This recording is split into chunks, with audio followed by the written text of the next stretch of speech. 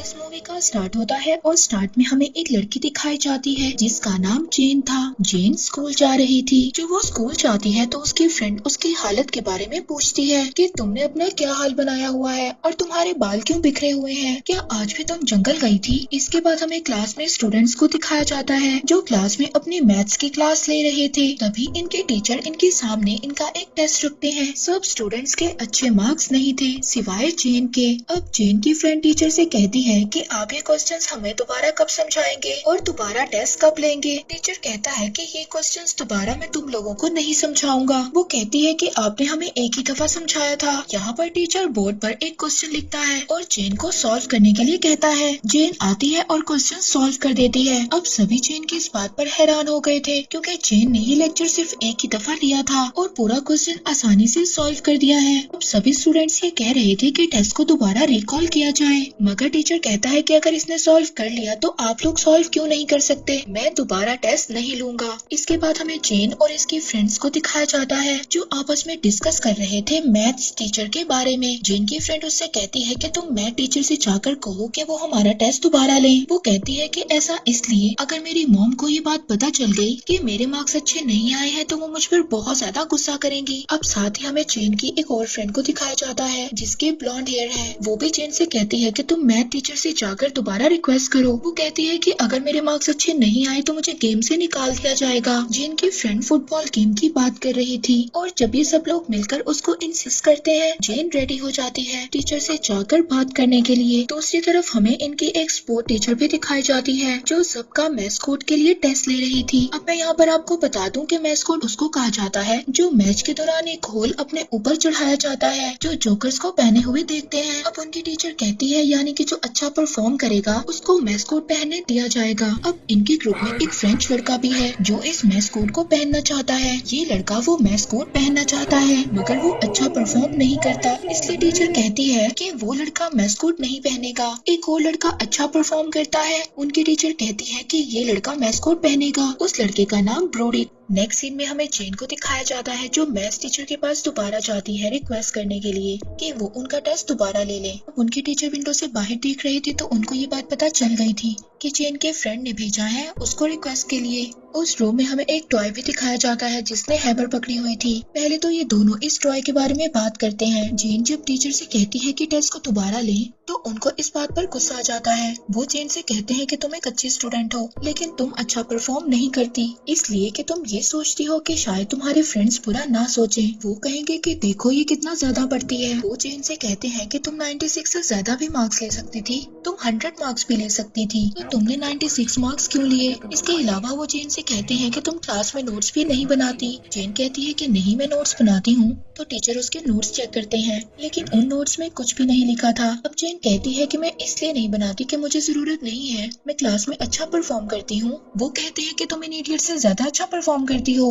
वो उसको समझाते हैं कि दो तरह के लोग होते हैं, एक वो इंसान जिनके पास हैमर होती है, दूसरा वो इंसान जिनके पास गिटार होता है। अब जिनके पास गिटार होता है वो तो सारा साल गिटार बजाते रहते हैं, फिर जब उन लोगों को जरूरत होती है तो वो उन लोगों से जाकर भीख मांगते हैं जिनके पास हैमर थी, क्योंकि हैमर वालों ने तो लकड़ियां काटी थी और उनसे अपनी जरूरियात को भी पूरा किया था और अच्छी अच्छी चीजें भी बना ली थी। वो जेन से कहते हैं कि मैं चाहता हूँ कि तुम वो इंसान बनो जो हैमर पकड़ता है और अपने लिए कुछ अच्छा बनाता है। इन सब में अब वो उस पर बहुत ज्यादा गुस्सा कर रहे थे। अब वो बाहर आ जाती है और काफी ज्यादा रोती है क्योंकि वो काफी ज्यादा अनकंफर्टेबल फील कर रही थी। अपने दोस्त को बताती है। अब फ्रेड की दोस्त उसको प्रिंसिपल के पास लेकर जाती है। अपने दोस्त के कहने पर फ्रेड प्रिंसिपल के पास जाकर मैथ टीचर की शिकायत करती है। वो उनसे कहती है कि मैथ टीचर मेरे साथ अच्छा बिहेव नहीं करते। वो कहती है कि वो मुझ पर बिला वजह गुस्सा हुए।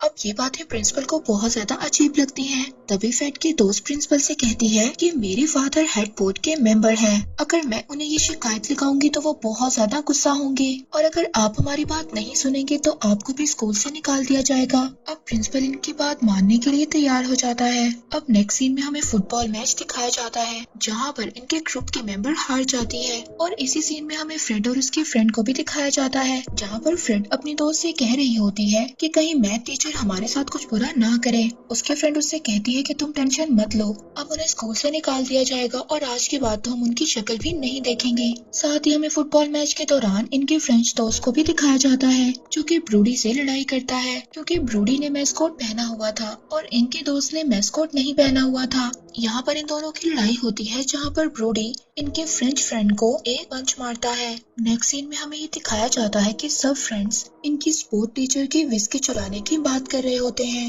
एक्चुअली में इनकी स्पोर्ट टीचर के पास एक मग होता है और उसमें हमेशा विस्की होती है। यहाँ पर जेन की फ्रेंड इन सबको बताती है कि उसके ऑफिस में एक ड्रॉर है जहाँ पर विस्की की बहुत सारी बॉटल्स पड़ी हैं। अब इन्हीं के ग्रुप का एक लड़का जिसका नाम एलिस है वो इनसे कहता है कि इस फ्राइडे नाइट हम स्पोर्ट टीचर की सारी विस्की की बॉटल्स चुरा लेंगे। मगर तभी जेन की कर्ली हेयर वाली फ्रेंड कहती है कि कैमरास का क्या। इनसे कहती है कि स्कूल की सिक्योरिटी पहले से ज्यादा सख्त हो गई है। तभी जेन कहती है कि कैमरास को हैक कर लिया जाएगा। वो इन सबको बताती है कि मुझे कैमरास को हैक करना आता है। अब नेक्स्ट फ्राइडे ये सभी स्कूल पहुंच जाते हैं विस्की चुराने के लिए, जहाँ पर ड्रॉर में इन्हें अच्छी खासी विस्की मिल जाती है। ड्रॉर में इन्हें स्पोर्ट टीचर की विस्की मिल जाती है जो कि काफी ज्यादा बड़ी थी। दूसरी तरफ हमें जेन को दिखाया जाता है जो कि सभी कैमरास को ऑफ कर देती है। इसके बाद ये लोग एक गेम खेलते हैं और पूछते हैं कि कौन किसको कितने पैसों में मार सकता है। इसमें जब जेन से पूछा जाता है तो वो कहती है कि मैं कभी भी किसी को नहीं मारूंगी क्योंकि ऐसे सारी जिंदगी मुझे उस बात का गिल्ट रहेगा।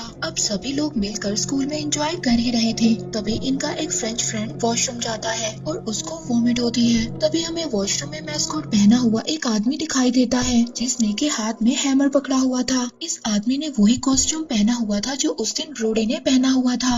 और ये तो हम देख ही चुके हैं कि ब्रूडी और इस फ्रेंच बॉय की लड़ाई हुई थी उस दिन मैच वाले दिन। अब ये सभी वहाँ पर पार्टी कर रहे होते हैं तभी जेन की वो फ्रेंड जिनके ब्लॉन्ड हेयर हैं, ये लड़की उस फ्रेंच बॉय को पसंद करती है। अब जब वो वॉशरूम आती है तो वो देखती है उस फ्रेंच बॉय की डेथ हो चुकी थी, किसी ने उस लड़के का मर्डर कर दिया था। तभी सभी वॉशरूम आ जाते हैं और उस ब्लॉन्ड हेयर वाली लड़की से पूछते हैं कि तुम क्यों रो रही हो। इसके बाद एलिस भी वॉशरूम जाता है और सबको बताता है कि फ्रेंच बॉय का मर्डर हो चुका है। ये सभी बहुत ज्यादा डर गए थे। अब एलिस कहता है कि हमें यहाँ से भाग जाना चाहिए।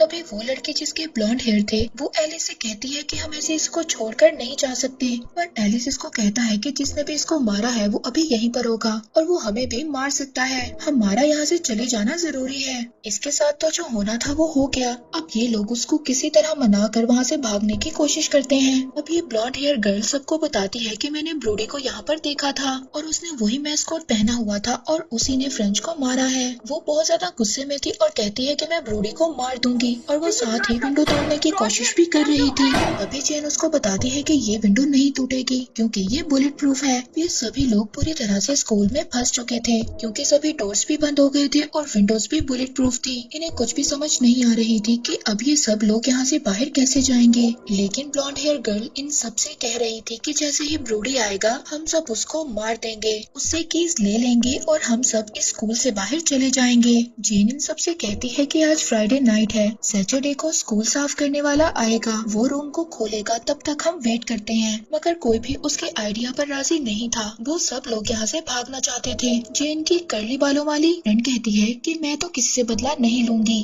अगर तुम चाहती हो कि मैं ब्रूडी से बदला लूंगी और उसको मारकर यहाँ से जाऊंगी तो ऐसा नहीं है, मैं तो सिर्फ यहाँ से भागना चाहती हूँ किसी भी तरह से। इसके बाद ये स्कूल के सभी डोर्स को चेक करते हैं कि क्या पता कोई डोर अनलॉक हो और हम वहाँ से भाग सकें, मगर कोई भी डोर अनलॉक नहीं था। सभी डोर्स लॉक हो चुके थे और उन डोर्स के कीज इनके पास नहीं थी। एलिस इनसे कहता है कि हम वेंट से बाहर जा सकते हैं, मगर ब्लॉन्ड हेयर गर्ल कहती है कि मैं तो ब्रूडी से बदला लेकर जाऊंगी, मैं तो उसे मारूंगी। एलिस उससे कहता है कि क्या पता वो ब्रूडी ना हो, क्या पता वो हमारी स्पोर्ट टीचर हो, क्योंकि एक लड़के ने स्पोर्ट टीचर की डायरी पढ़ी थी और उसमें काफी वियर्ड किस्म की चीजें लिखी हुई थी। वो ब्लैक मैजिक करती है, क्या पता वही हमें मरवा रही हो। वे किसी तरह ब्लॉन्ड हेयर गर्ल को मनाते हैं और वहाँ से भागने की तैयारी करते हैं, पर तभी इन्हें वही आदमी नजर आता है हैमर के साथ, जिसने के मैस्कोट कॉस्ट्यूम पहना हुआ था। अब ये लोग तो उससे भाग रहे थे, मगर वो ब्लॉन्ड हेयर गर्ल उसको मारना चाहती थी। अब वो उसको मारने के लिए जब आगे बढ़ती है तो वो आदमी उस ब्लॉन्ड हेयर गर्ल को भी मार देता है। वहाँ जेन की कर्ली बालों वाली फ्रेंड की टांग भी इंजर्ड हो गई थी। ये लोग उसको पकड़कर एक रूम में ले जाते हैं। ये लोग अपनी तरफ से उस रूम में छुप रहे थे,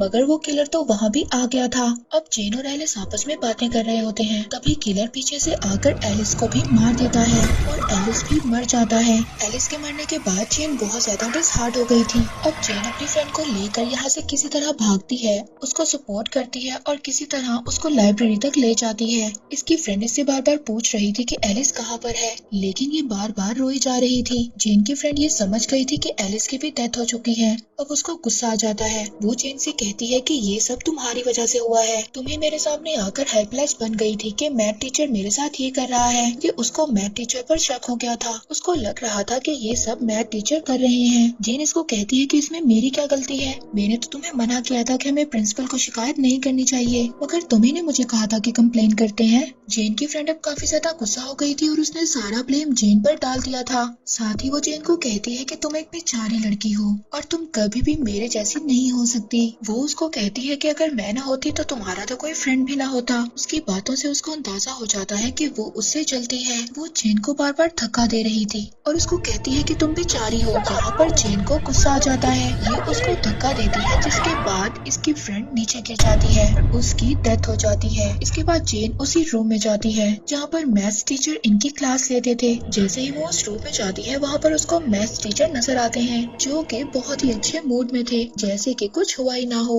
और वो जेन से कह रहे होते हैं, मैं ऐसा करना कुछ भी नहीं चाहता था, लेकिन तुमने मुझे मजबूर किया कि मैं ऐसा करता और मैं तुम्हें सिखाता। लेकिन आज तुमने अपनी फ्रेंड को धक्का दे दिया। लेकिन ये धक्का तो तुम्हें बहुत पहले दे देना चाहिए था। मैं चाहता था कि तुम इन लोगों से दूर रहो और अपने आप को पहचानो कि तुम कितने टैलेंटेड हो। मैं हमेशा से तुम्हें कहता आया हूँ कि तुम टैलेंटेड हो, इन लोगों से दूर रहो। वो कहता है कि आज तुमने हैमर पकड़ी है और मैं हमेशा चाहता था कि तुम इस हैमर को पकड़ो। इसके बाद वो ड्रॉअर से कुछ चीजें ढूंढने लगते हैं और ड्रॉअर से एक पेंसिल निकालते हैं। वो कहते हैं कि उस दिन तुमसे ये पेंसिल गिर गई थी, ये वही पेंसिल है और आज मैं तुम्हें ये दे रहा हूँ। अब तुम अपनी कदर करो और अपने अंदर के टैलेंट को पहचानो। जेन अब जब ये पेंसिल पकड़ रही होती है, तभी वो इस पेंसिल से उस पर अटैक कर देती है और कीज लेकर वहाँ से भाग जाती है। यानी कि कीज से स्कूल का डोर ओपन कर बाहर चली जाती है।